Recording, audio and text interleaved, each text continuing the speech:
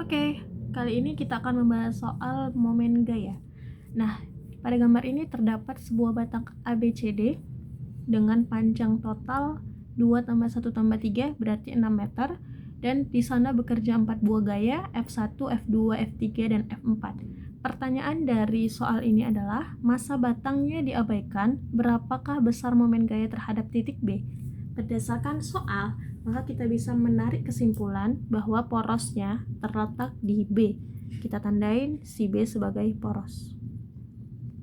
Lalu setelah kita mengetahui si B sebagai poros, kita dapat melihat bagaimana arah putaran untuk F1, F3, dan F4.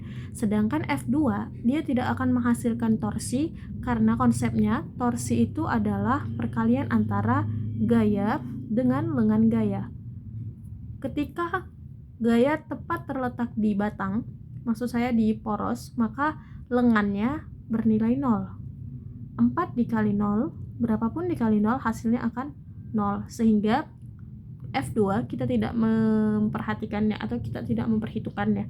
Kemudian kita lihat bagaimana arah putaran akibat F1. Porosnya berada di titik B, berarti arah putaran F1 adalah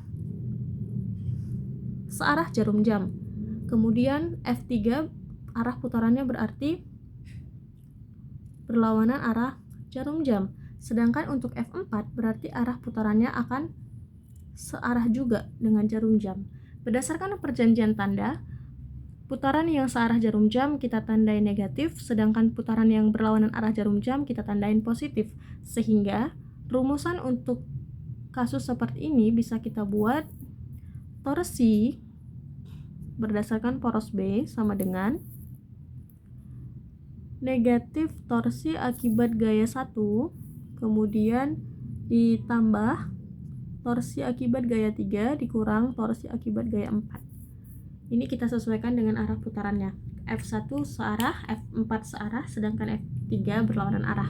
Lalu kita masukkan ke dalam perhitungan min F1 kali lengan 1 tambah F3 kali lengan 3 kurang F4 dikali lengan 4. Kemudian kita masukkan nilainya. F1 tadi 10 Newton.